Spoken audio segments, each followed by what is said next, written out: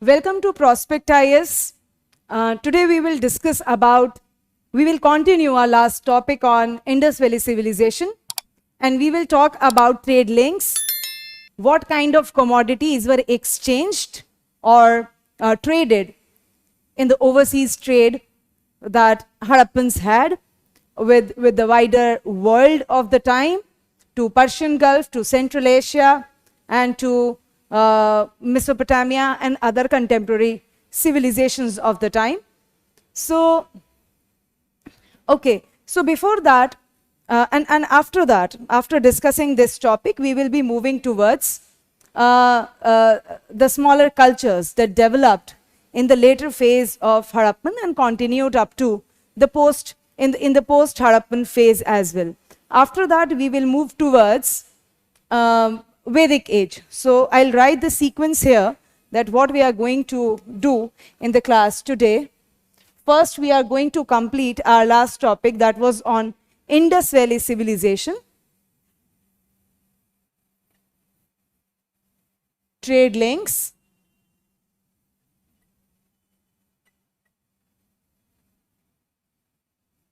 and later phase. After that, we'll talk about the decline. So these three things we will cover in today's class. First thing, first point, first topic will comprise all these three topics. Second, we will talk about cultures which developed in the post IVC phase. And third, we will start with Vedic age. In Vedic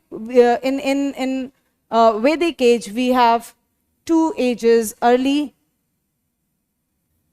and later.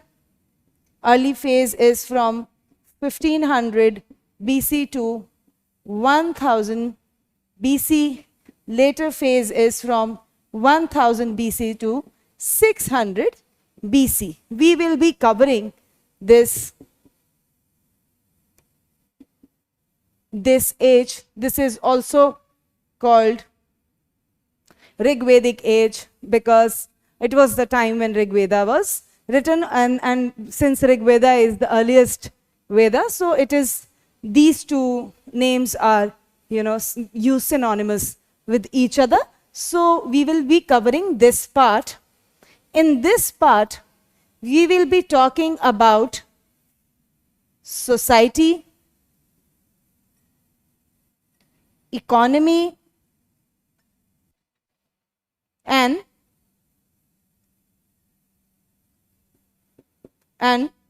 political aspects. We will be covering these three things in our today's lecture. Okay, so before moving ahead with the first point of our discussion, I would like to talk about the nature of questions being asked from the topics that we are covering and the topics that we have covered. The nature of questions that have been asked in the past classes, in the past years of UPSC examination were different. They have been, very much based on the factual knowledge, on the very, basic knowledge. We will consider basic knowledge, that is always very important, but the nature of questions have changed after 2011, 2013, and then 2015. The nature of questions have changed after that. So what kind of questions are being asked from these civilizations, these early part of social development? So as we have seen, we discussed that we will have to cover, there is one, just a second. Okay, so there is one thing from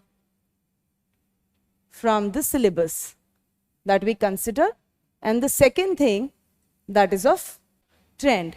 So syllabus we already know.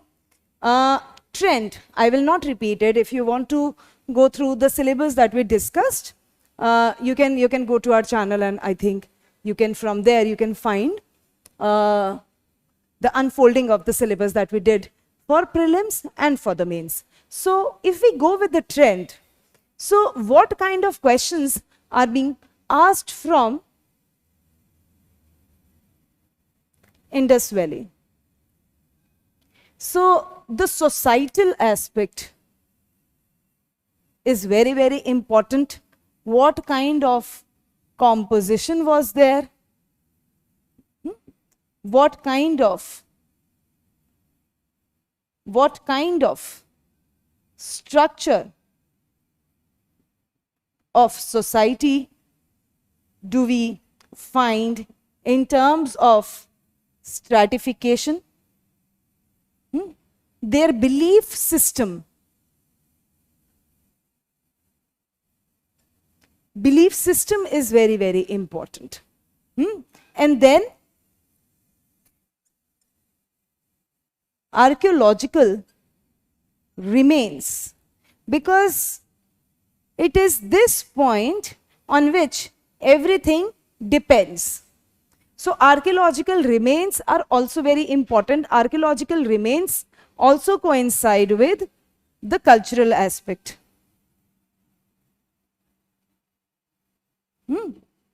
Cultural sphere or cultural aspect. So these are the topics through which or on which we need to develop our understanding. Okay, so and generally one more characteristics of the questions that we have seen till now, they are joined with other topics like post Harappan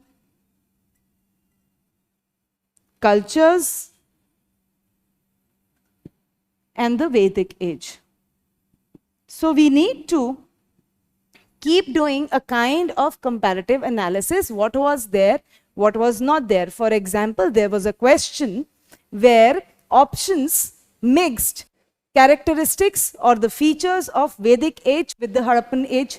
So you need to, and they asked what was there in Harappan age, what was not there in Harappan age. For example, the use of horse-drawn chariots or the horses. Second, for example, the tradition of wearing headgears, like pagdi or anything on the head.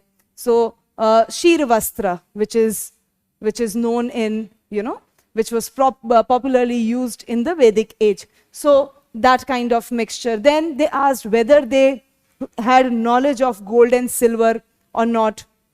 So those kind of questions we see they have asked again and again.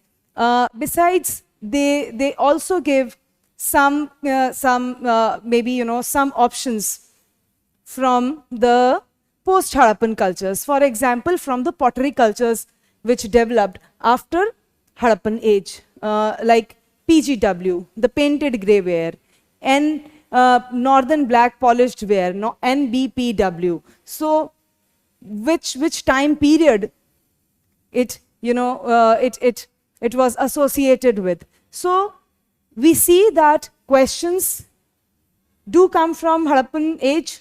We need to know the social stratification. The cultural aspect is very, very important. Cultural aspect contains basically archaeological remains. So we have to be very clear with what is found where, the larger, the broader aspect, and then what was not there. And creating a clear distinction between Harappan and the post-Harappan cultures, Harappans and the Vedic culture. For example, chariots were not there. Horse, the remains of horse are not, clearly stated. There are certain books which say that there were remains of horse. But you see the anatomy of horse and anatomy of the similar animals. For example, donkey you take, or pony you take. So these animals are also, from the same family, from the same kind of breed. So it is very, very difficult to determine whether they were, those remains were of horses or not.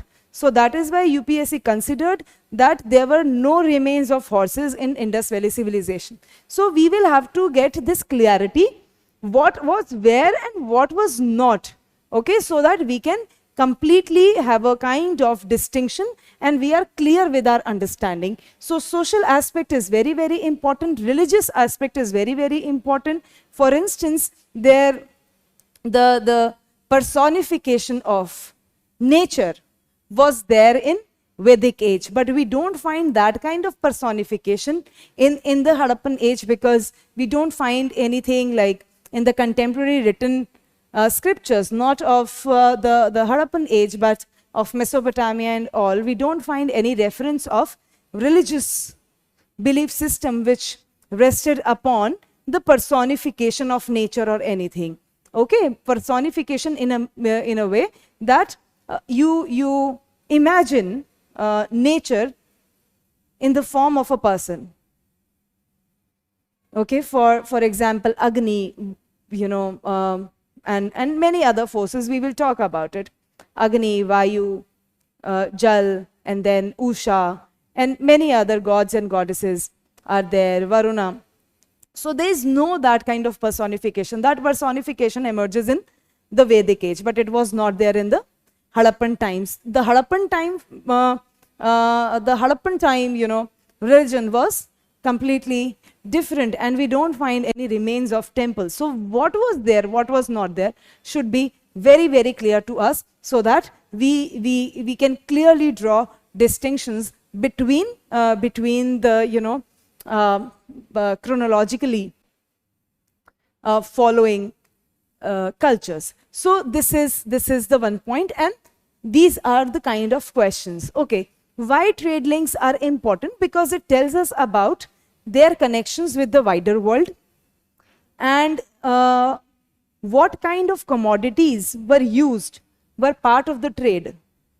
So that is very, very important, because that gives us an idea what was available in Harappan civilization, what was not available in Harappan civilization. Like in the past, they asked the question that whether they were aware of gold and silver ornaments. So we have that kind of, archaeological remain in Alhadino and many other sites also, but Alhadino is special because there we found a lot of hoards. There was multi-layered silver necklace, gold ornaments were in abundance. So we do find a lot of remains from there. So we know that it was there, but maybe, for example, if they ask whether they used to trade in jade with Central Asia, or they had knowledge of jade, for example, or they had knowledge of tin, for example. Did Harappans, traded, or they had knowledge of tin availability in the country itself, or in the Indian part of Harappa. So these kind of questions would be answered easily. You will have clarity of the commodity, and you will have the clarity what kind of trade relations they had. For example, earlier historians claimed that Harappan traditions or the Harappan relations with Mesopotamia were intense, and they had a lot of trade connections. But later on, as soon as we find greater efforts being put in the archaeological excavation, it was suggested that they do have this kind of a picture. The historians do have this kind of a picture that they had a good kind of trade network. Harappans had a good trade network with Mesopotamia, but it was never kind of very much direct kind of trade. And the nature of intensity of trade was imagined by past historian. It's not the case that way. So you will understand what was where, you'll understand the nature of trade and the findings of and the findings of seals or the commodities recovered from different places. For example, there is a cylindrical seal on engraved on ivory. So it is said that it is not native to Harappa, or it is not originally from Harappa, but it is from Sumer. So it gives us a perspective. What kind of findings are there? Archaeological remains, trade connections, commodities, and social relationship. So all these things are interconnected, and which will lead us to clarity. For clarity also, you need to connect all the points. So that will connect us with the points that we need to keep in mind to develop a better understanding of this time. So we will start with trade links here, and then we will move on to the smaller culture which developed in the post-Harappan, which started in the late Harappan phase, but later on became quite prominent in the post-Harappan times. Okay, so the discovery of Harappan civilization kind of generated a lot of interest in great deal of interest in the Mesopotamian trade networks.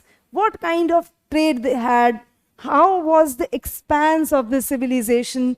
Historians and archaeologists became really, intrigued and interested. And over the years, many scholars have come to the conclusion now that the trade may have not been that substantial as it was thought before.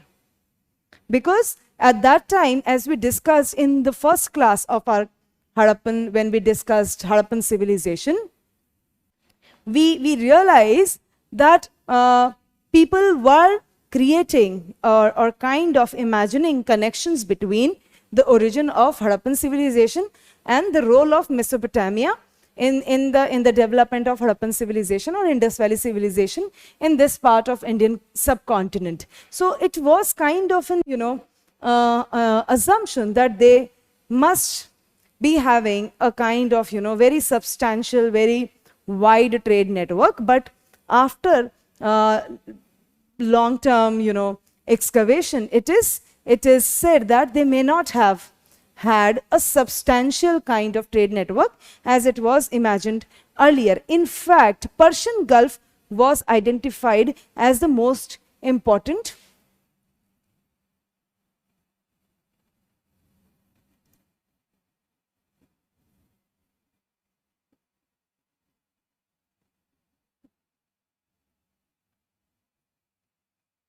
Persia was more important zone of trade for them. So Harappa and Mesopotamia, trade was there, trade connection was in existence, but not very substantial. It was not very substantial. The second aspect of the trade is Persian Gulf was more important, was more kind of was more important in terms of trade network. After that, we see the second feature that we need to keep in mind is that this trade, this era of trade was before coinage. Okay, coins were not there, paisa was there, not there, money was not there. So coinage, it was the age before coinage. So it was based on barter. It was based on barter. So this is the important. These are the important features of the trade that we need to keep in mind. Okay, so now the fourth point that we are moving up to has many subpoints, that what was brought from where, what areas were significant in terms of availability of metals or significant commodities, significant items that Harappans dealt in. So first point is lead and zinc were from Rajasthan, and then tin used to come from Afghanistan. Gold was from, as we all know, from Kolar mines of Karnataka. Kolar mines of Karnataka. Then you have semi-precious stones. Semi-precious stones were from Gujarat because it has a very long sea coast. After that, we have lapis lazuli.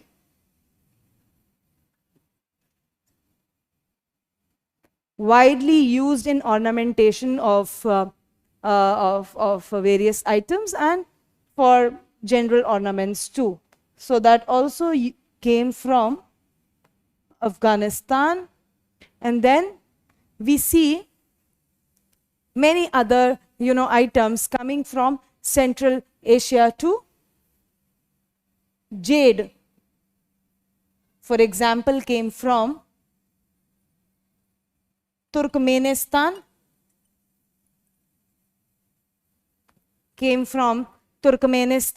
And Central Asia remained kind of a very significant space from where precious stones and semi-precious stones were also gathered. So we see that we need to identify that from where the raw material was coming and what were the significant places. So that we have done here, and this kind of reference is also found in the textual sources of Mesopotamia. So now after this, after identifying the commodity and the places from where these things were coming and identifying the main kind of network they had from India, from the coastal area of present day India to Afghanistan and to Central Asia, that is to Persia. So now we will look at the trade network.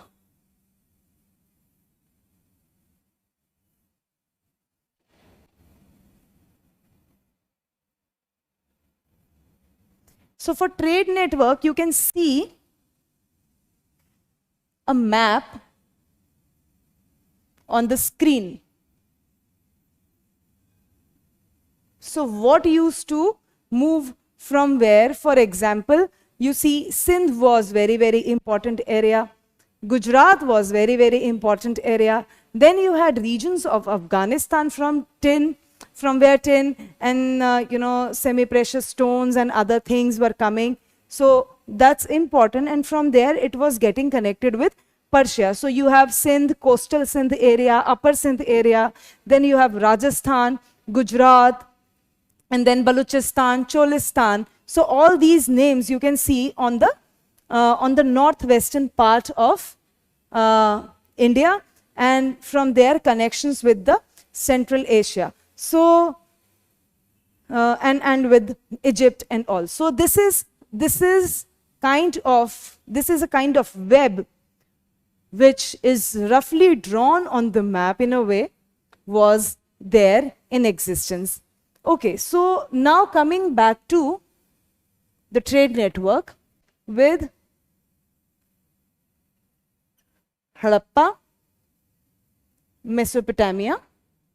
Here, certain terminologies are important for us.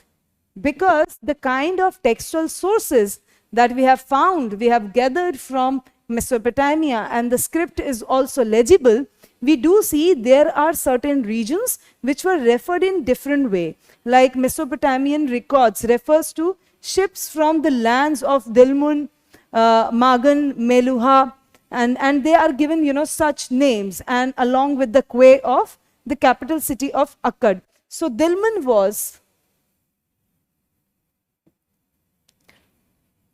Bahrain, the present day Bahrain. Then you have Meluha.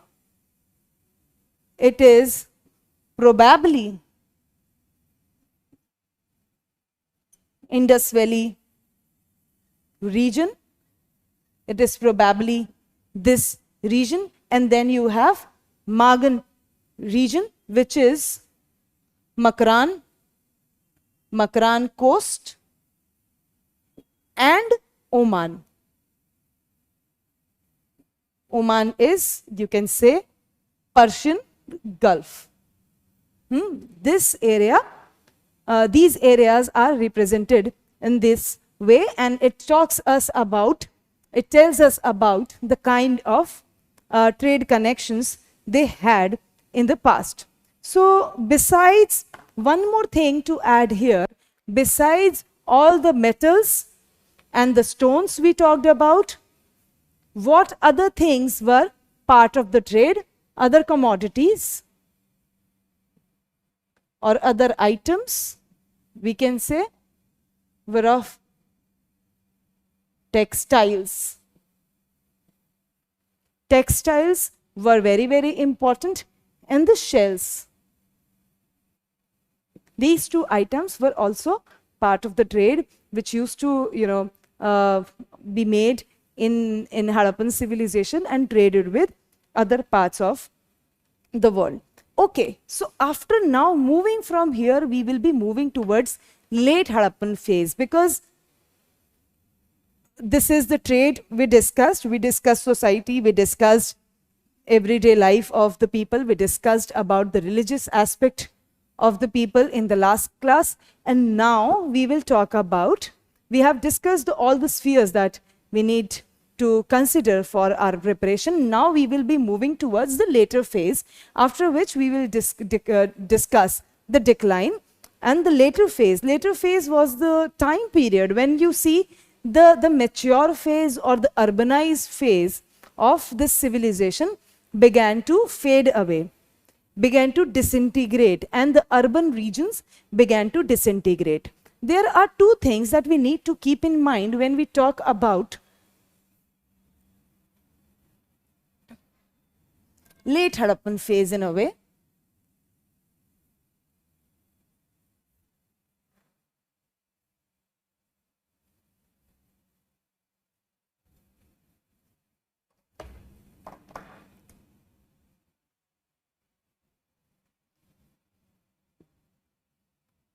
Late IVC phase, we see fading away of urban features. We see fading away of urban features, but here we need to keep in mind that it was not a uniform phenomena. It means that not all the states, not all the sites, not all the centers started disintegrated, at one space, at one pace. It was not like that. Certain regions disintegrated early, certain could survive and started their disintegration started little later, but this was the phase from where we see decline in the urban phase, in the urbanized characteristic of the civilization. Second point that we need to keep in mind, that people remained there in a way that it doesn't mean, when we talk about disintegration, it doesn't mean that the entire civilization just vanished. Okay, people just vanished. It's not like that. It can never be like that, because there was a civilization, there was a social structure which was in place. So we see there are, we will discuss about those theories of decline too. So due to any reason, the phase began to decline, but this decline means emergence of or development, not development, but transition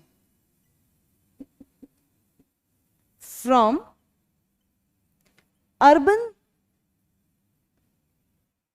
centers to village centers, from urban centers to village centers. Now those urbanized centers where they had big markets, lot of professions were there, social stratification was on various levels, that began to disintegrate and the economy became simpler. It took over the characteristic of villages. And then there was, we see a kind of migration also, migration was also happening, which led to development of smaller cultures. These led to development of smaller cultures, because when certain characteristics are fading away, they are going out of the popular tradition or the popular use, but there are certain characteristics which are there.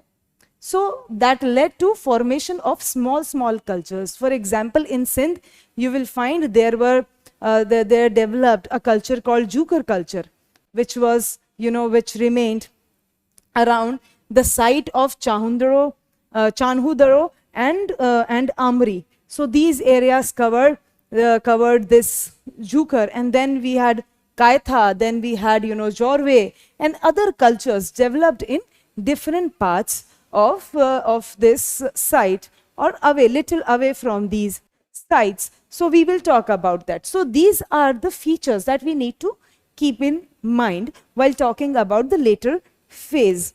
Okay, so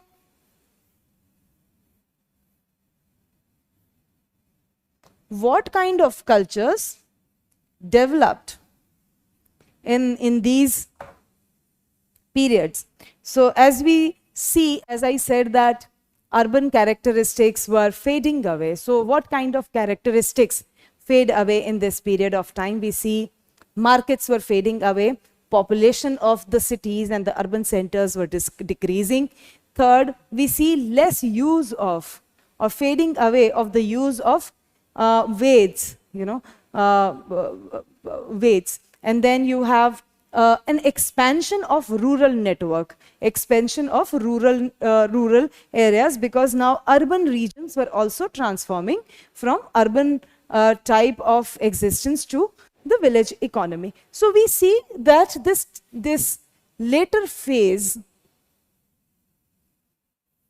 started from 1900 BCE, and it continued up to, you can say, 1800 BCE.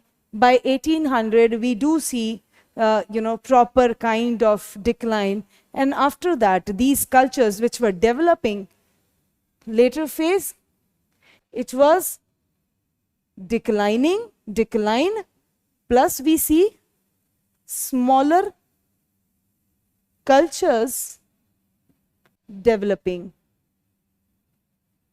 Smaller cultures developing. So from 1800 BCE to 1500 BCE, up to the advent of Aryans, we see these smaller cultures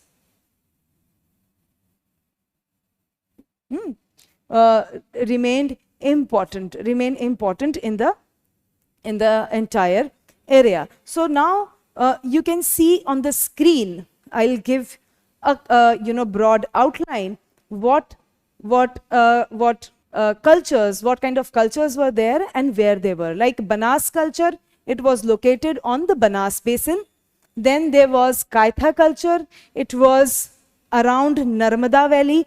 Then there was Malwa culture, as the name suggests, it was in the Madhya Pradesh area and little bit connected with Maharashtra. After that, there was Jorve culture, it was also there in Maharashtra. Some other cultures are also named here, like in Gujarat, in Rajasthan, various cultures were taking shape. So you should just know about, these areas and what was the rough time period that you can keep in mind. Rangpur, Chiran, Prabhas, Salvada, all these areas are important. Okay, so what is another important thing here is, now we will first discuss the decline, and after decline we will discuss about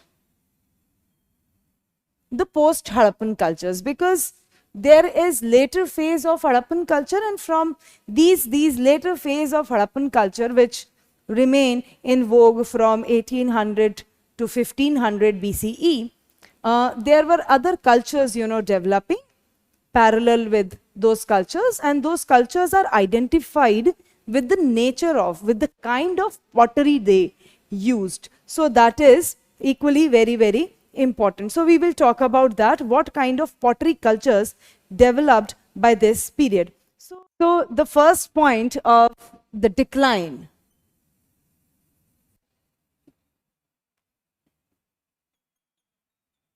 theories is the natural disaster.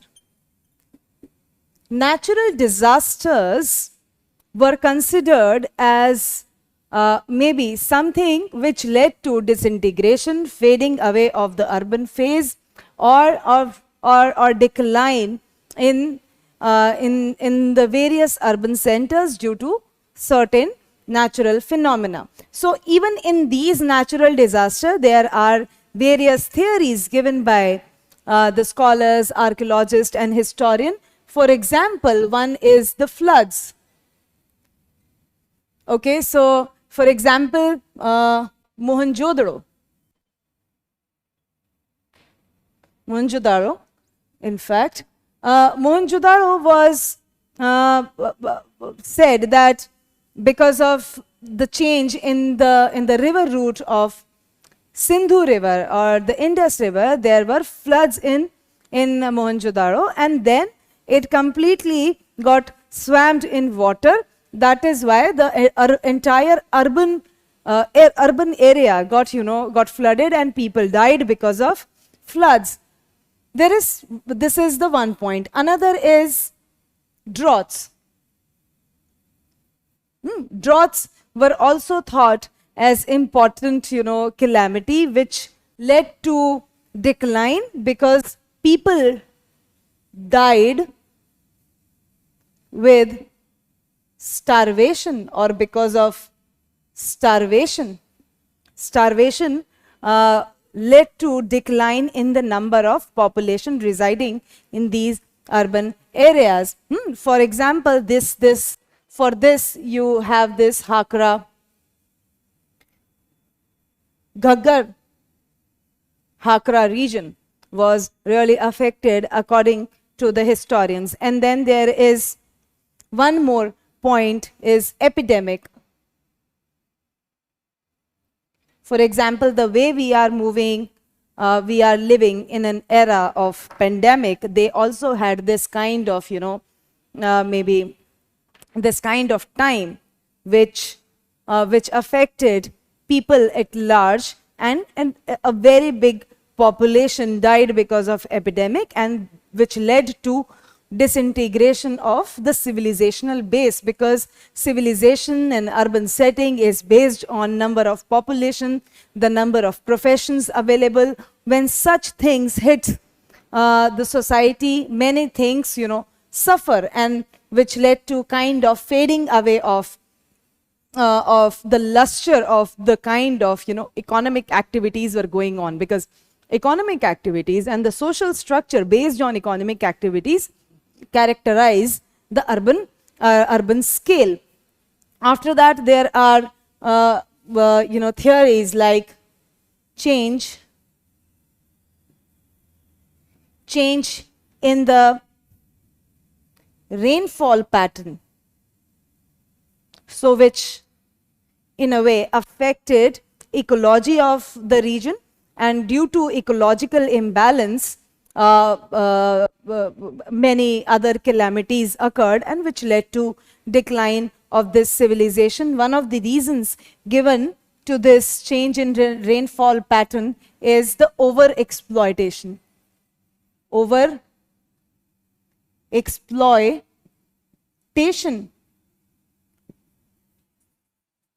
of the resources, over-exploitation of the resources. So, and one more point is like decline in the trade activities.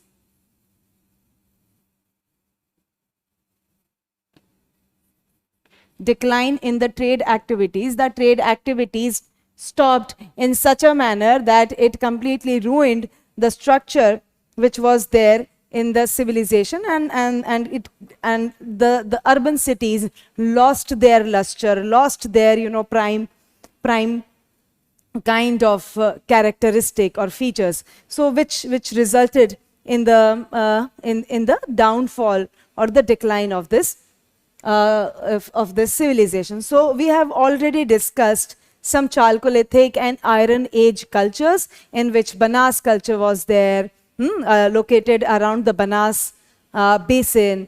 Then Kaitha culture, Ahar culture, Malwa, Jorwe, and then Rangpur, Chanhudaro, and all these areas developed small cultures. So you also saw the timeline, that which was there, time frame around which you can see. So after this decline, we have covered the basically the decline and the theories related to the decline of Harappan civilization. Now from we will move towards, from this decline part, we will move towards the post-Harappan culture phase. Post-Harappan culture phase, this decline specifically started, if we go with the timeline,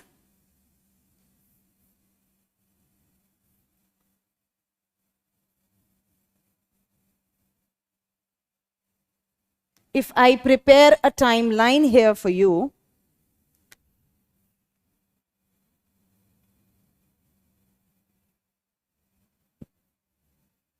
okay, so here after decline began,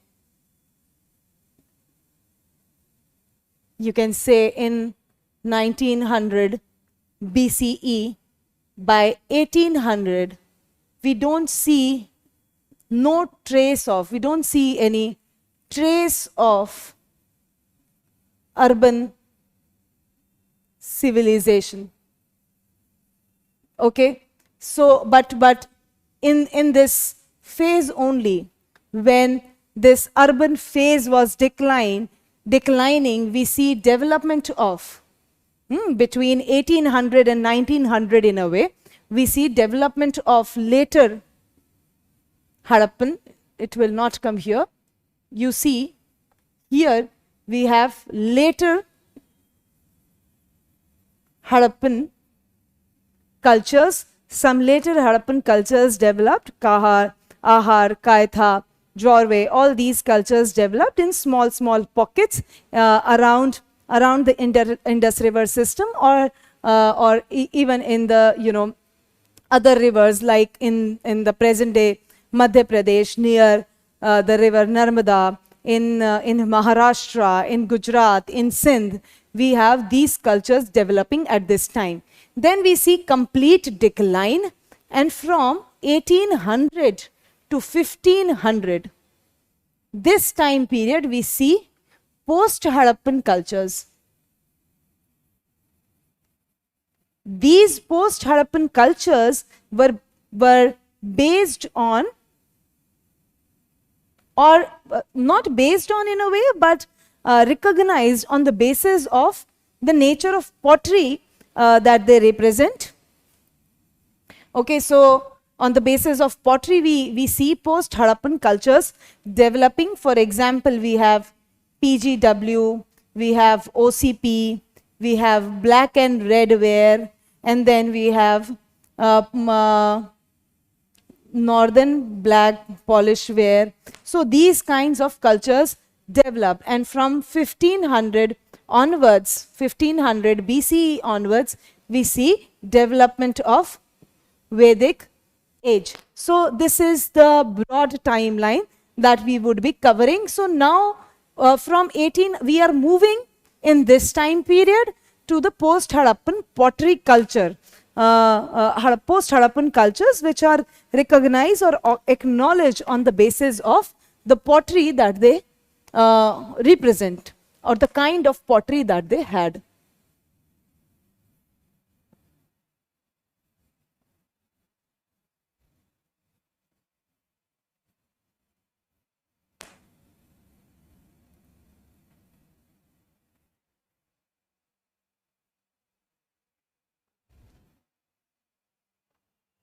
Okay, so we have post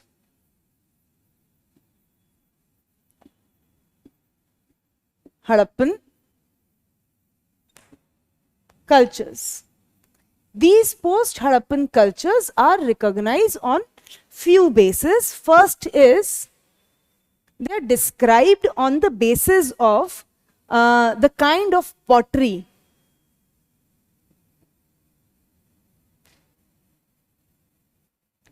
that these cultures develops, and because pottery was the distinctive feature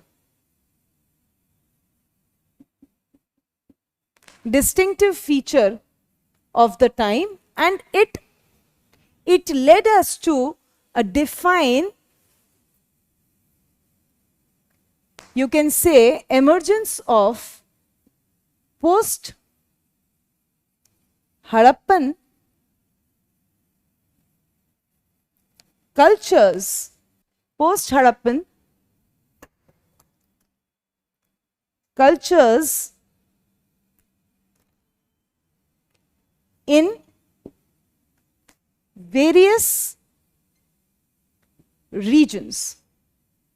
So we must be thinking that why this kind of network is there, or how do we reach here? Because if you look at the pottery, these times were such when you say the cultures which got developed were based on the kind of natural availability of resources was there. So pottery was very, very important, because the kind of colors we see, we distinguish on the basis of the polish or the color that they use for the ornamentation or the polishing of the pottery. So that depends upon the ecological availability of that kind of material. So that created a distinctive feature, and we can recognize where that kind of material was available, and how the nature of pottery was made in a particular region,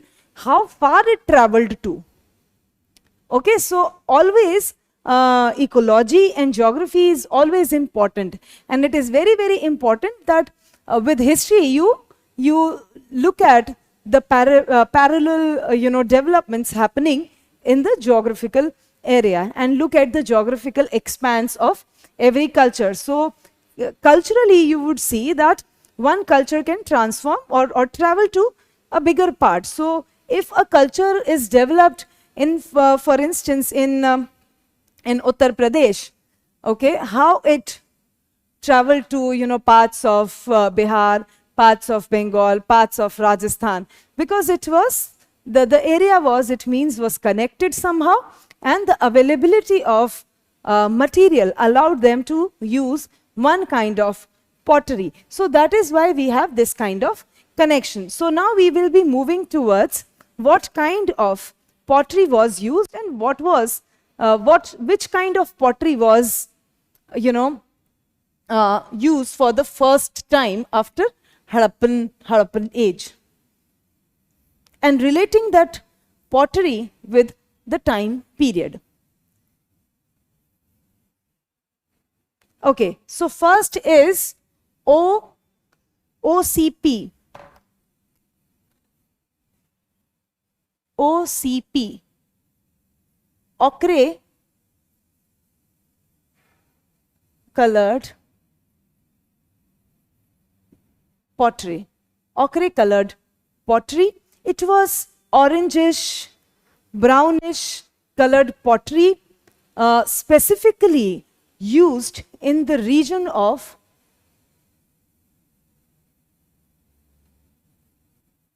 Atarangi, Khera. It was then also, in the areas of Uttar Pradesh. It was also used there. So we do find this kind of availability in this area. After that, the second most popular was black and red ware. We call it black and red ware. In this kind of pottery, we see black and red colors were used to color the pots or the utensils they used to make. So this region, the region of this pottery is quite vast. We see first in Rajasthan. Rajasthan is the main area, but after that we see it in UP, like in Alamgirpur. Then we see it in Bihar.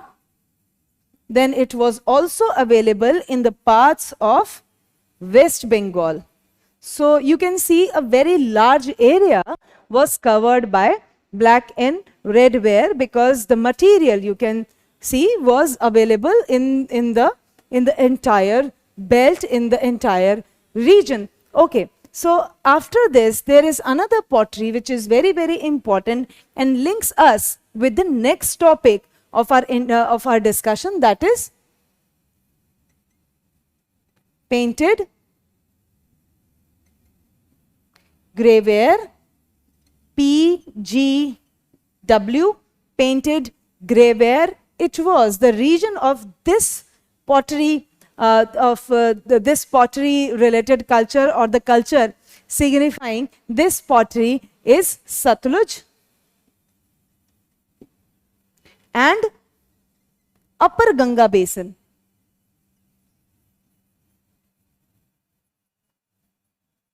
Upper Ganga Basin. This pottery, this painted grayware pottery, links us with Vedic age. It has a very smooth surface and the color used was grey to ash grey color. It was very, smoothened kind of pottery, very finished a kind of pottery, and it was, the color which was used was from grey to ash grey. After that we see another important pottery that emerged in this time period was northern black polished ware, NBPW. This signify northern black polished ware. This signify time period post Vedic. This is post Vedic time period. Okay, so this pottery is also very significant, because the post Vedic time period that it leads us to, it starts with from, you can say, 700 BCE approximately to the time period of Mahajanpadas and Mauryan Empire.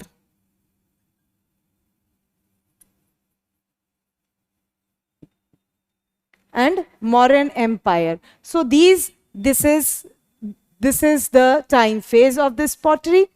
With that, the area, if you would ask, then it is from UP to Bihar to parts of Western Bengal. This is the area that we see this pottery culture spread, and largely to the Ganga basin area. Because you see, the Mahajanpadas in the North India were located around the Ganga valley. So this is the culture which is important for us. Okay, now we are moving towards Rigvedic age. One point that I missed while talking about the decline of Indus Valley civilization, I will connect here with the advent of Aryans. One theory which talked about decline of Indus Valley civilization or suggested Indus Valley civilization was the rise of Aryans in this area, where Aryans settled down. They came from the other side of Indus, and then kind of killed people living in the Harappan area in the Indus Valley area, and became victorious, because at that time wars were not something exceptional. That was kind of a common phenomena. So we see wars used to happen. So they came to this part of the land where Harappan civilization and the Harappans were living, and they became victorious. And because of that, many historians, in fact, they suggest that because of this advent of Aryans, this civilization declined. So now we will be moving towards this Vedic age.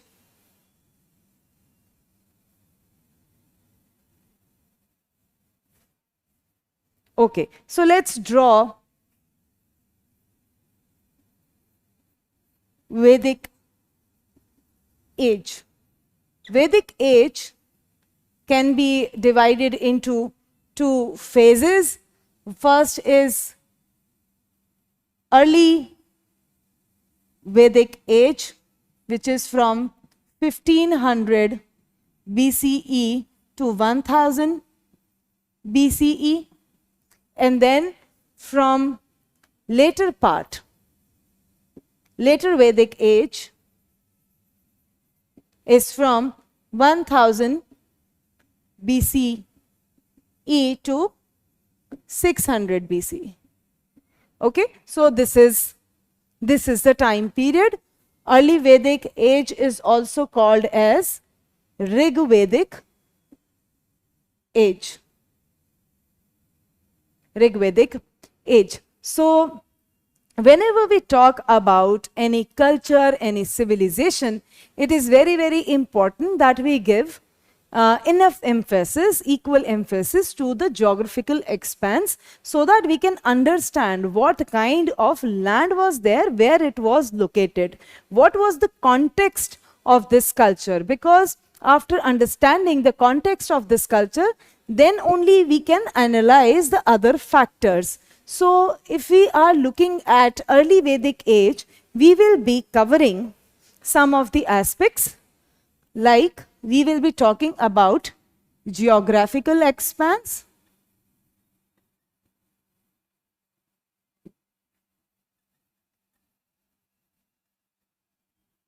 we will be talking about society, we will be talking about economy, tribal polity, what kind of political structure was there. So these four things we will be talking about. I will leave one part here, the religion. Religion part will be discussed in the next class, when I will talk about later Vedic period. Today I will only cover this early Vedic period. So before moving to, I think this is not very much visible on the screen. I'm trying to find a way.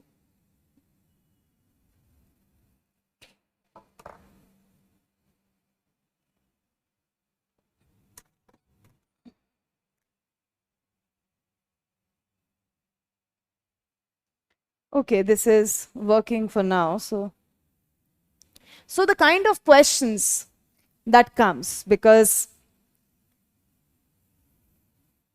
questions are equally important. So the kind of questions that are being asked. So first kind of question that are being asked from this period is on the facts concerning all the four Vedas, scriptures, then scriptures or text, you can say, texts written in this time period, and then second thing is society, economy, political system, and culture.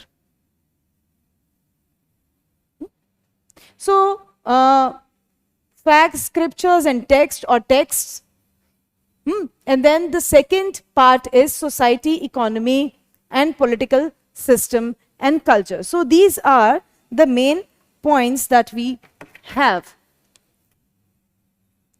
Okay, so these are the main points. So first kind of questions, if you have seen the past questions or the question bank, if you have looked into, you will realize there are certain questions which are based on the knowledge about whatever is written in how many suktas are there, what kind of suktas are there, what kind of Upanishads are there, what kind of information is there.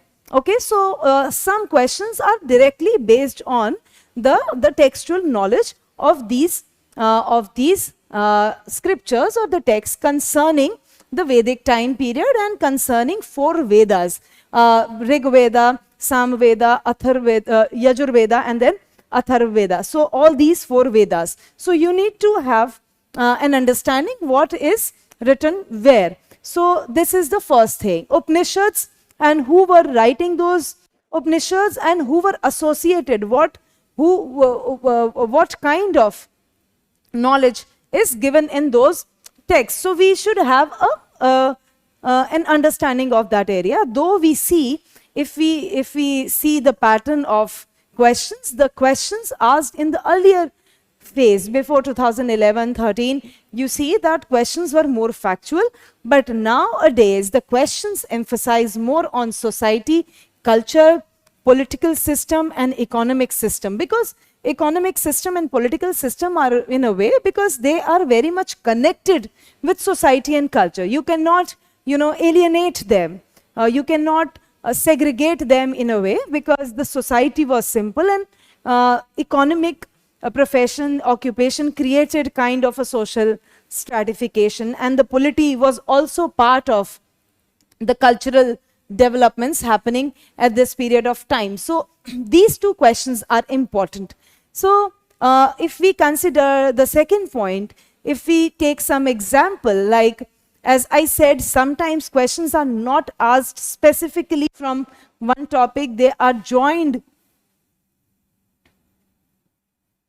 with other topic, like many questions asked with reference to Harappa, with reference to the earlier culture, with reference to the post-Harappan culture. For example, in or maybe in the later part, the Janpadas and Mahajanpada, or connecting these two period, early Vedic with the later Vedic. So you need to have a clear understanding what was where, what was not, available in particular civilization. For example, there was a question joined with Harappan civilization that if the people in Harappa wear headgears or cloth on the head, which was worn by people in the Vedic times, which was called Shir Vastra. the cloth which was used as headgear. Okay, so Sheer Vastra, the cloth of the head, but it was not there in Harappan times. We don't find that kind of reference in Harappa. So you need to identify how two features, how two characteristics are mixed with each other. Then you have societal aspect, what you see the condition of women, what kind of social stratification was there, what kind of administration was, there in this time period, and how it shifted from Rigvedic age to the later Vedic age. The questions surround these parts only. So you have to give a lot of emphasis on society and cultural aspect, how society was changing, and since it was a very simpler kind of society, economy and political systems and these aspects were also very much linked with each other. For example, if you take the example of the caste system, okay, which we find in a very rudimentary form in the later part of early Vedic period, which got completely established in the later Vedic period.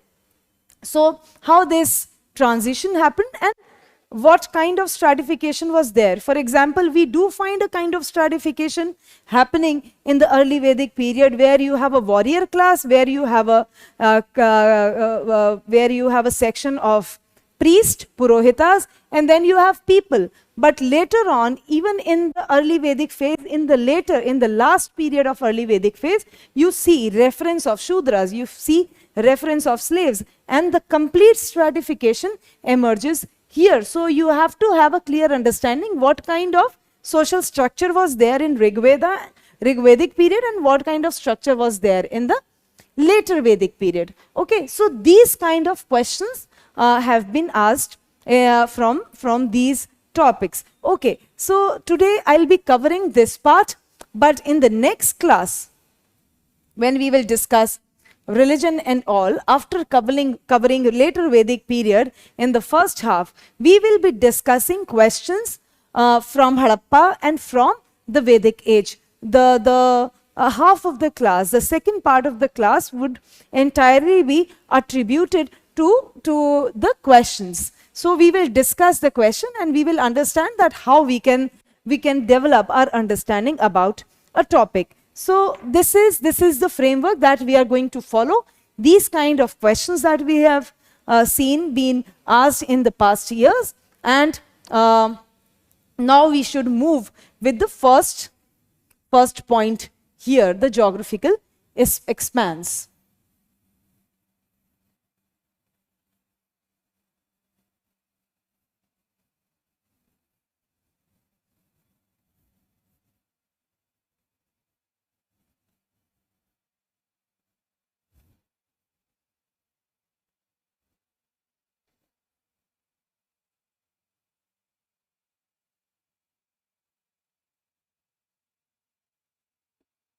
So if you see geographical expansion in a way, from where do we get this kind of information? As I said, the early Vedic period, we are talking about early Vedic period.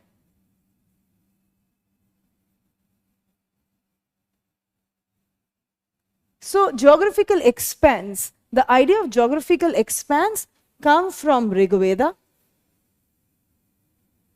In Rigveda, you have 10 mandalas. We will talk about how many suktas and other things are, there in for the Vedas when we will discuss about the religious aspect. So today I want to start with society, economy, and tribal polity. So there are 10 mandalas, and then 2 to 7 mandalas are the oldest. So these oldest mandalas give reference of the geographical expansion they had. So first thing that we see here is name of certain rivers which were on the other side of the Indus River. For example, you have Kramu, which is the river Kurram. Then you also have reference of Suvastu, which is Swat, and then many other rivers, like you have reference of Gomati and many other areas, all belong to Afghanistan. Okay, and then there is also a reference of Yamuna and Ganga. Yamuna and Ganga, but they are relatively less or rare if we compare with this area. So what it suggests that the main residential space in the beginning was on the other side of Indus, and later on they crossed Indus, or they started settling around the Indus area and moved to the other side of Indus. So this is a kind of geographical expanse, or the idea about geographical expanse we get from Rig Veda and the places mentioned there. Okay, so one is this. Another aspect through which we can analyze the geographical expanse is the language. So according to the researchers, according to the scholars, established scholars, the language used by them was Indo-European, because the terminology used for natural resources, lands, rivers, people, they are similar with the other European countries or languages concerning this Indo-European family of language. So they say that their main house or their main region of origin may have been from the other side, maybe from this Eurasia or somewhere. So there was a connect with language too, the similar kind of language that we see. So after that, because since here we are kind of talking about their origin or their connection with their native place, so there are many theories on advent of Aryans. There are many theories on advent of Aryans. For example, first theory given by Bal Gangadhar Tilak, he said that they came from North Pole. Aryans were basically originated, they were natives of North Pole area, and they traveled to this part of the world.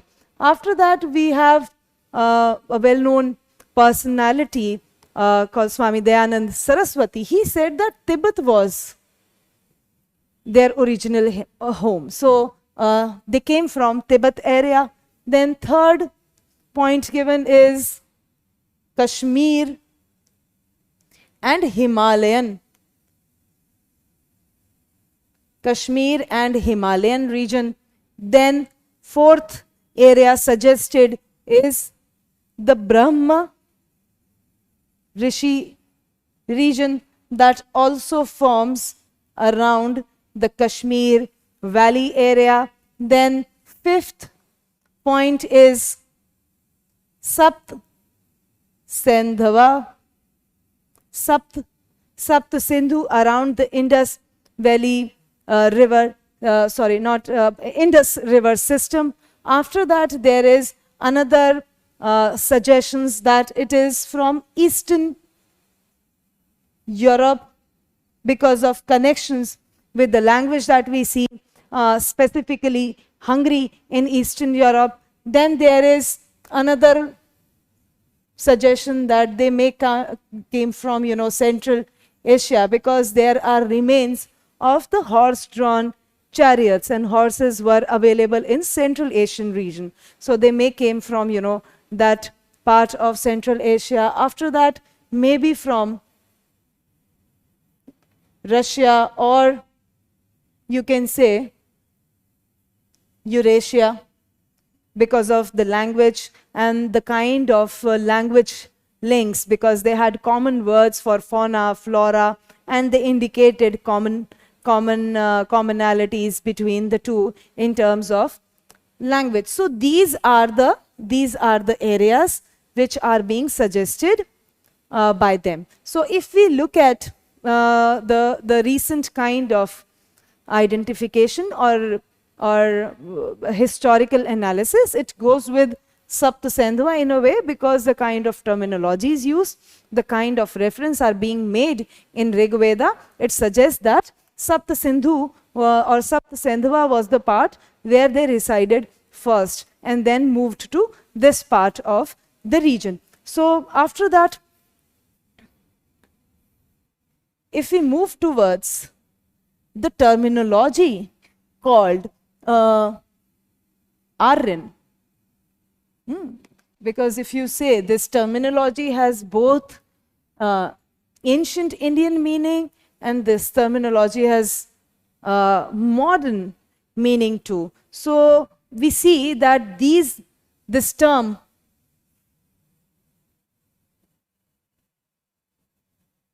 Arya suggests a kind of community link.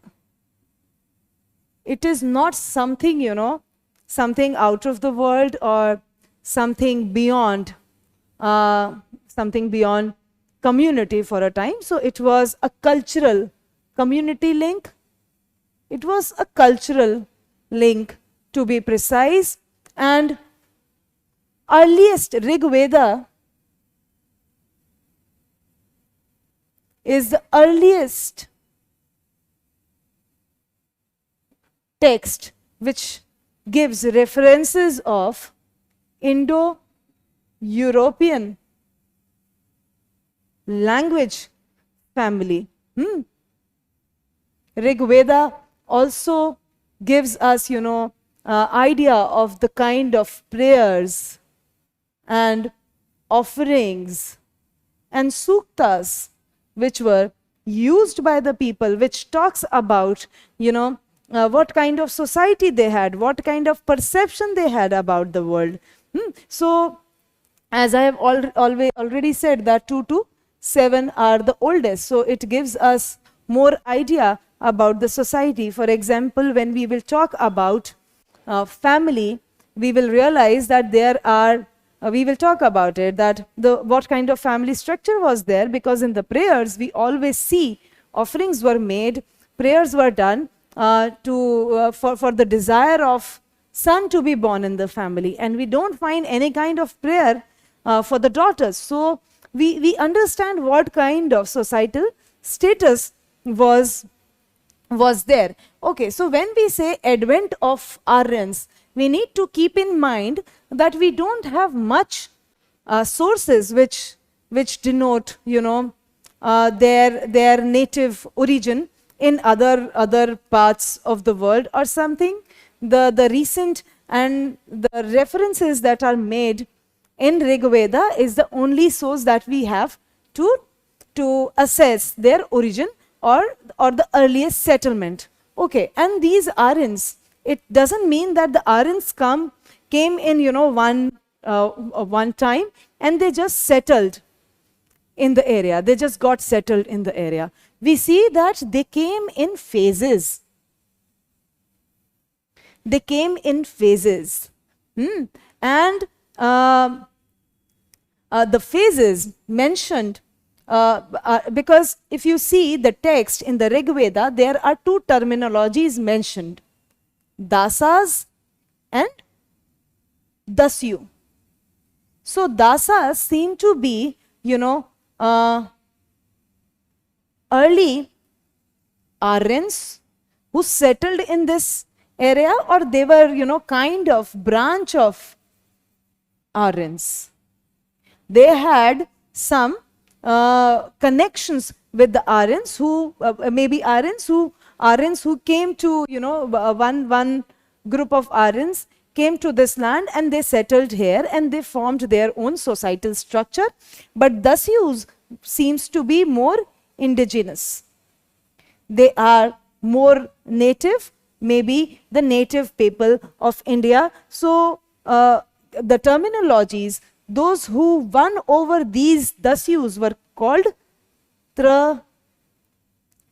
Dasyus, who became victorious over. And that is why I see that Aryans were kind of soft with Dasas and they were more, you know, aggressive towards Dasyus. So they were more harsh or, you know, rigorous or aggressive towards Dasyus to establish themselves. And Dasas, this is the first mention that they had some connections with the Aryans, and this terminology is also referred in. This term Dasa is also, you know, occurs in early Iranian texts. So that gives us kind of a reference that they already had this kind of connections with them. So, and there is a difference in kind of religious practices that they do. Dasyus were not, you know, we will see that how cows were important in this period of time. Dasyus were phallus worshippers. And they never had cattle or cows just for dairy or dairy purposes. They never used milk of the cow in their food, and also and which was not the case with Dasas and the other, you know, the recent Aryans which came in 1500 BCE. So when we are talking about this kind of that they came in phases, when they came to India, there were two kind of people already living in India. One was Dasas and another was Dasyus. Dasas seems to be the early Aryans who came to this part of the land before 1500 BCE and settled here. So, and how do we get to know about it?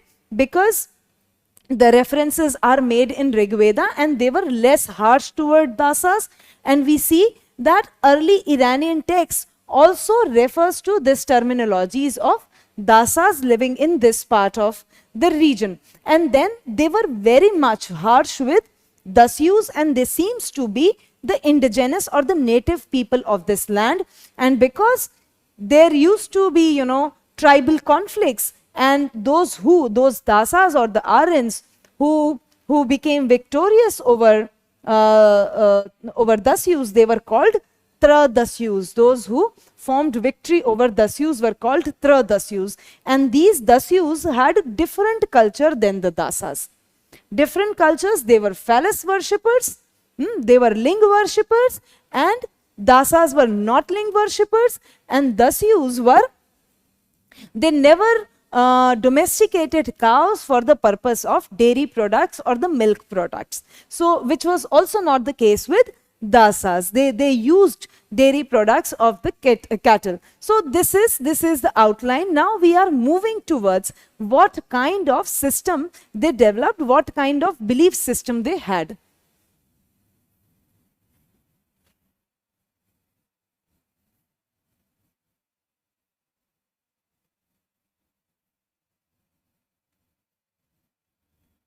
Okay. So, if we see the life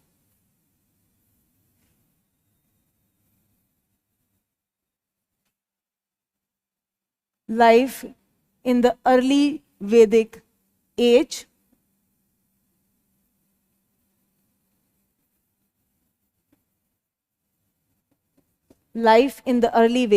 there are 2-3 points. First is conflicts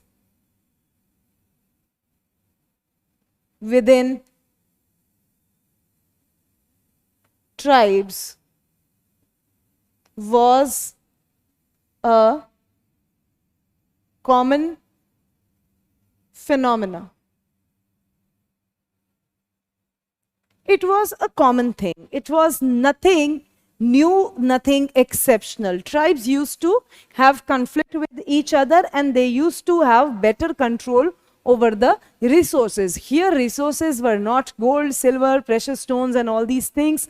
Resources were cattle. Resources were animals, or the kind of other natural resources available, because the idea of land property, idea of individual property did not exist at this time. And how do we get this kind of idea about the conflicts within the tribes? We do see that there is a reference of the god Purandara. The god Purandara, who is breaker of the forts, and he was later on Indra. Later he was known as Indra. So he was called the breaker of forts. So at the time of Rig Veda, since the society and polity was very simple, this part of this side of Sapta Sindhu region did not have forts in a way, but it is suggested, it is postulated by the historians that maybe the other side had forts, and from there they developed this kind of terminology for the god. Uske baad they had horses and horse driven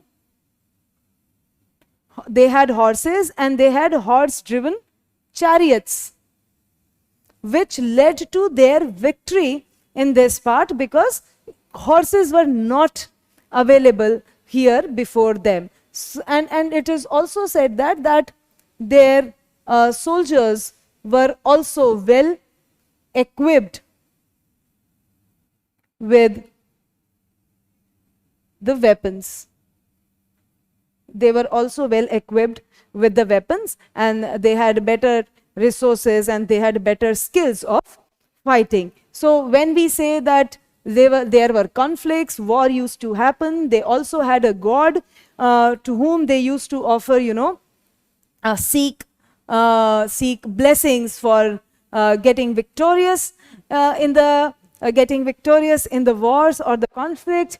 They had horse-driven chariots which were helpful in fighting, and their soldiers were also seems to be better than the soldiers here in this part of the region. So it gives an idea that what kind of society they had. So if we are talking about war, let's move to Dasraj Yudh. There is a very interesting story about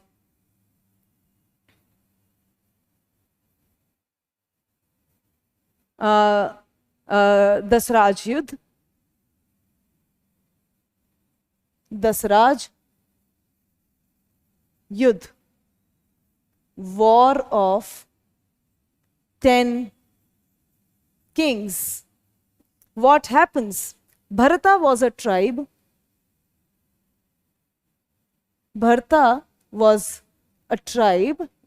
And they appointed Guru Vashisht at the place of Guru Vishwamitra. Guru Vishwamitra was their priest, was the priest of this tribe, but at the place of Guru Vishwamitra, they appointed Guru Vashisht. So this, completely enraged Guru Vishwamitra, and what he did, because he was also very powerful at this time, so what he did, he formed an alliance of 10 kings. He formed an alliance of 10 kings, and those 10 kings started opposing Bharata, and now there was war between Bharata on the one side. Bharata, their priest was Vashisht, and They were in war with 10 kings, and here we have Guru Vishwamitra. So Bharatas were very ferocious, they were very brave. So they eventually won the battle. The battle was on the banks of river Purushini,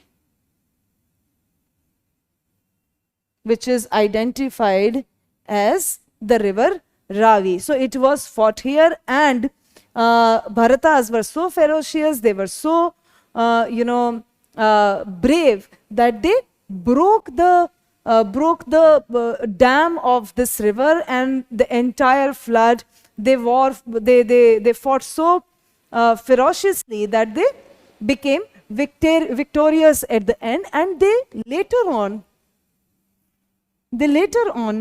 joined hands with Kurus. They later on joined hands with Purus. Puru was also a tribe, and formed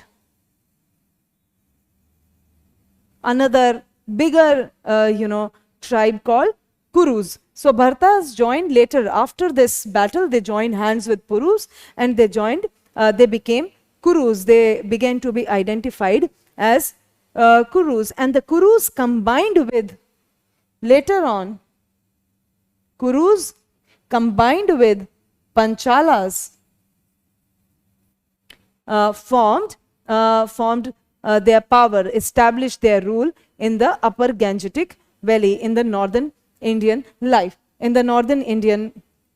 part of upper Ganges Valley. So this is how we see this kind of structure was there when it comes to the power structure, in a way, or the system through which society was established. Now we will be moving towards what kind of edge they had over other people, what kind of material life they had, what kind of resources they had.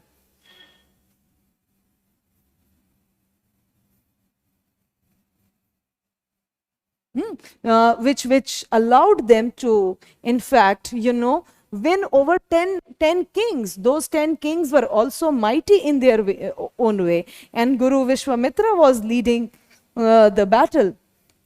So leading the battle, in a way, he was the guiding force behind that battle. So how they succeeded in, what kind of material life they had, what kind of resources they had, which established themselves, which established them in this part. So first thing, we have already discussed that they had horses, which people were really unaware of.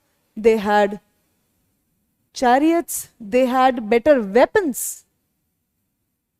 We also see reference of people making, reference, and we also have reference of Senani, who used to use, spears and other, axes and other weapons.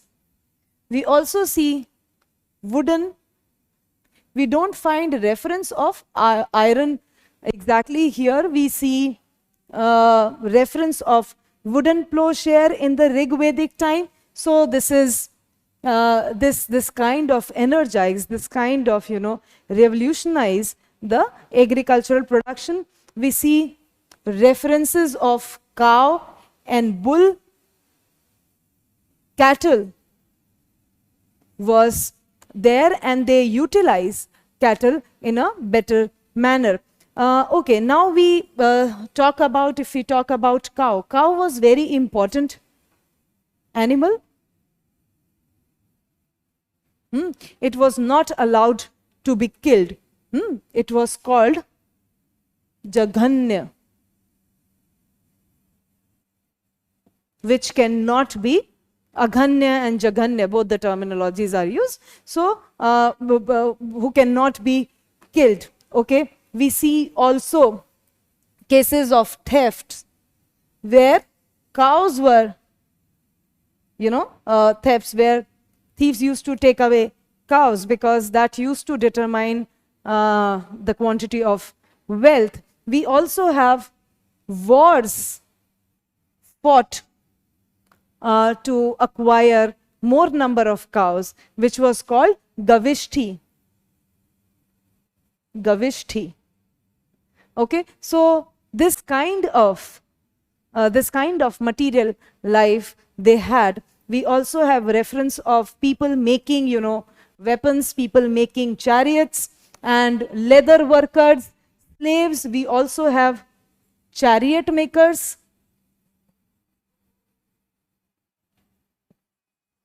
leather workers, women slaves. Then we have priests. All these kinds of professions, all these kinds of sections in the society were there. But we don't find much reference of, as I said in the beginning, that you should know what is there, but with that you should also know that what was not there. So what was not there is the regular trade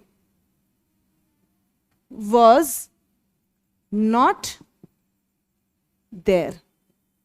Regular trade was not there, and painted grey ware is associated with the Rigvedic time. The kind of pottery they used was painted grey ware. It was very smooth, and they had the color that they used was grey and the ash grey. Okay, so after this we are moving towards, if they had this kind of a system, then what kind of administration they had?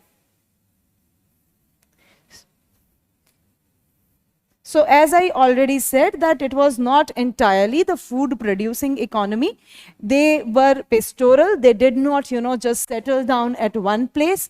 That kind of settlement emerged in the later Vedic period. We see that kind of sedentariness coming in the later Vedic period. But because they had a very elaborate system of war and acquiring resources, so it is very much certain that they must be having some kind of administration system.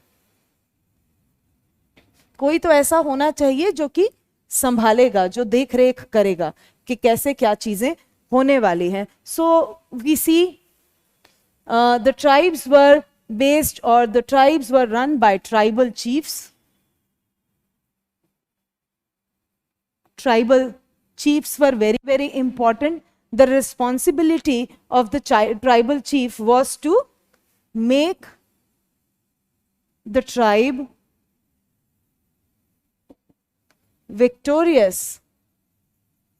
Make the tribe victorious in battles. उसका काम main ये होता था कि अगर कहीं war है, कहीं बैटल है, तो the chief should make them victorious so that they acquire more and more, resources, and they have a better material life in a way. The tribal chief was called Rajan. So Rajan, not exactly king. He was not king, he was the tribal chief, he was the tribal leader. Okay, and we see that this position of Rajan became hereditary in Rigvedic times. There was not a kind of a class that only this section of people can become Rajan. That sort of stratification was not there, but kind of hereditariness came into being, that the family of Rajan will have the power to take this position over. And then there are three important units of administration, three units were Sabha, Samiti, and Vidat. Sabha, Samiti, and Vidat. So what was the work of these three units? And what kind of significance they had in the Vedic political structure, the kind of structure they had. So three units we talk about is Sabha, Samiti, and Vidat. Sabha is the congregation of elites. जो elites होते थे, जिनके पास ज़्यादा संसाधन थे, ज़्यादा resources थे, so they used to form this section of Sabha. Samiti was kind of a general, and it was very much important, general assembly. Women also used to participate. It was a general assembly under the leadership of Rajan. Under the leadership of Rajan. Then there was Vidat. The work of Vidat is not really clear, but they used to, make arrangements for socio-economic, socio-religious events, or maybe constructions, if some constructions needs to be done in the village, or if there are some rituals to be arranged. So that kind of work used to be there. So you see that even Rajan used to, look up to these two units for support, because the support of these two units will secure the space of Rajan. So it was very much, Rajan was very much, connected with these two units of administration, and it was kind of, public participation, you can say, as it was kind of, general assembly where all the people of the village used to participate. Okay, so now if we move to the political structure.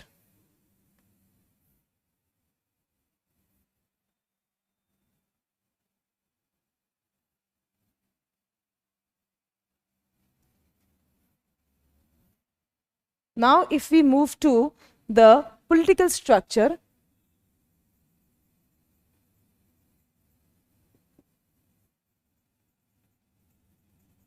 we see that priests were very, very important. The gurus, the purohitas, they were very, very important part of tribal polity of Vedic, Rig Vedic India. And then there is term called, as I also referred to this term, Senani, used to use weapons, like spears and axes and other weapons. We don't find any mention of no tax collection, because it was based on tribal war and all, tribal raids and all. So whatever loot was collected, it used to get distributed into the people of the tribe who participated in the work. And Rajan was given voluntary offering. Voluntary offerings, and that was called bali. बलि का मतलब होता था जो लोग अपने मन से देते थे. That was voluntary. It was not obligatory. There was no obligation over people to give Rajan something, or to, provide him with something. So this is what is there. And then we also see there were also cases of theft of cows. There were also cases of cows, because cow was one of the important resource in this time period. So if we talk about, this is the priest, this is the political structure. Now if we move towards the social structure,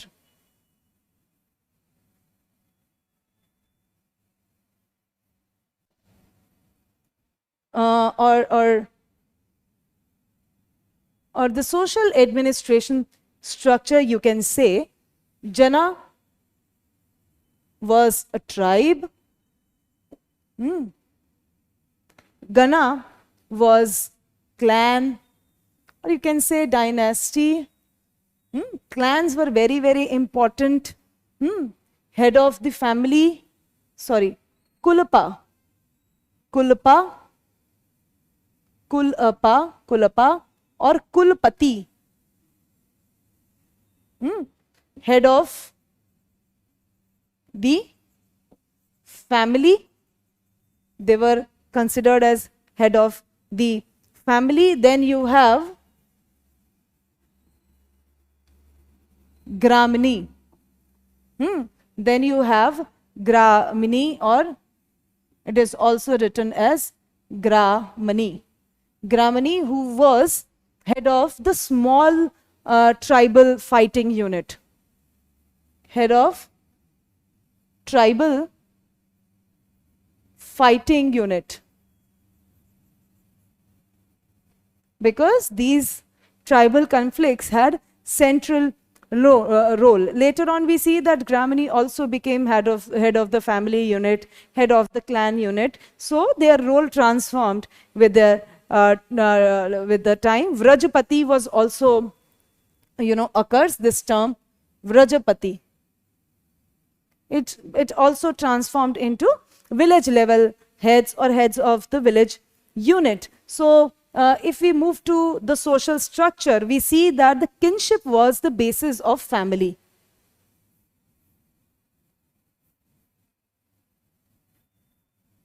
The kinship ties, the blood ties were very, very important, because that kind of created a network. So if we see the social structure, so first point that we should keep in mind, that kinship ties were very, very important, that form the basis of social structure here. Basis of social structure.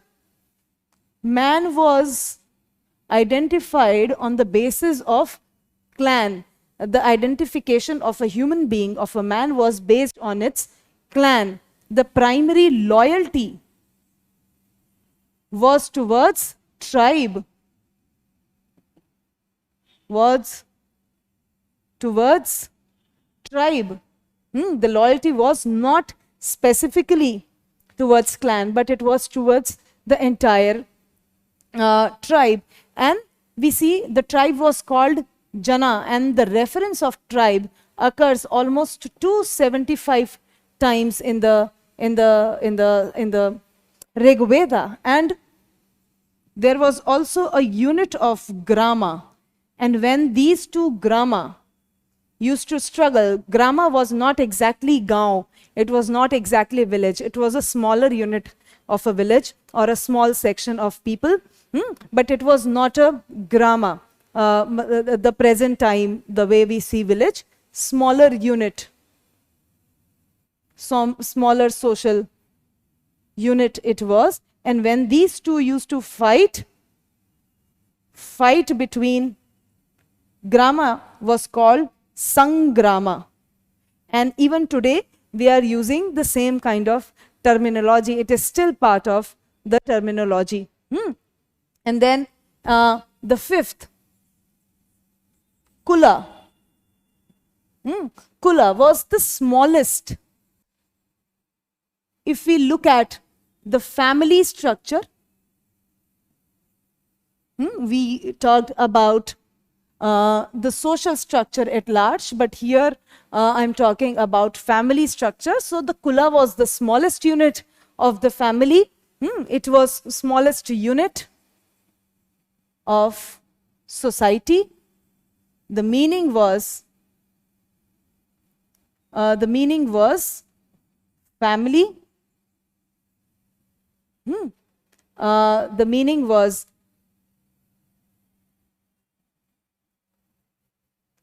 was family, and then the structure of the family was patriarchal, as I already discussed in a way that Kulapa was head of the family, man used to be head of the family, and we do find reference of prayers being made to different gods for the sons to be born in the families, and we don't find any kind of prayers to be made by people of Rigvedic times for having a daughter in the family. So people prayed to the gods for sons.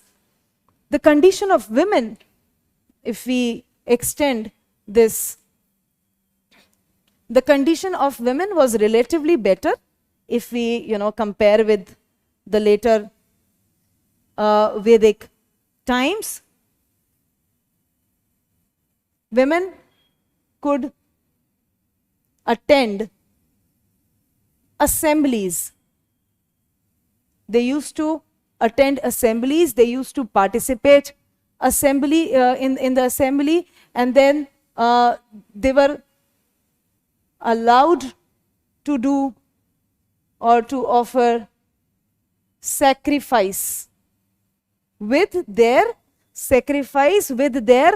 husbands, not alone, with their husbands. Okay, they were allowed to do sacrifice or offer sacrifice with their husbands.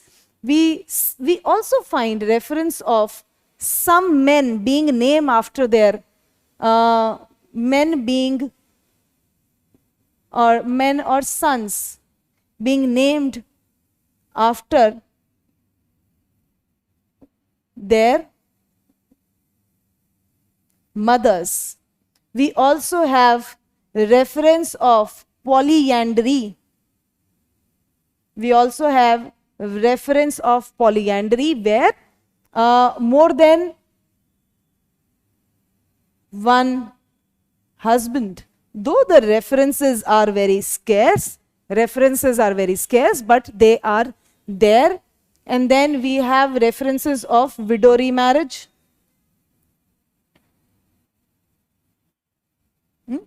It was there, and the marriageable age was not there. Marriageable age was 16 to 17. It was not, very less. We don't find any reference of child marriage or any kind of forced marriage or anything like that.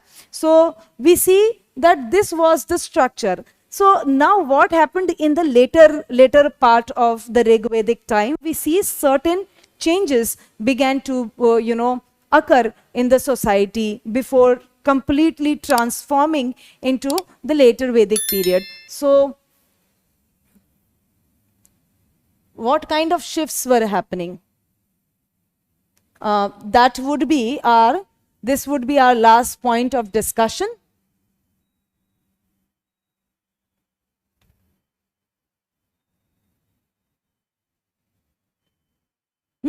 So shifts that happened.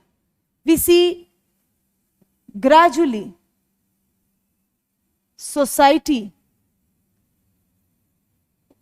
was now structured in three, parts. Warrior class was there, priests were there, and after that we see common people emerged. Like this kind of structure emerged. They were not vertical in a way. Definitely warriors had a lot of power. Priests were completely associated with warriors because priests used to do prayers, offerings and all. Because, for example, if you take Dashraj Yudh, after winning the war, Bharata did Ashwamedh Yagya with the help of priests. Priests used to, give them, used to inspire them to do, to become victorious over other tribes and all. So this kind of this kind of work was done by priests, and there were common people. And we find in the later phase references of Shudra. References of Shudra was also there. So this solidification and proper classification and the vertical stratification of the society emerged in the later period. Division on the basis of occupation was there, but it was not sharp. It was not sharp, it was not hereditary, because you see there is a reference that I am a poet, my father is a physician, and my mother is a grinder, and we do living by doing various occupations. So you get it that it was there, but it was not hereditary, it was not sharp. What created this kind of inequality in the society was unequal distribution of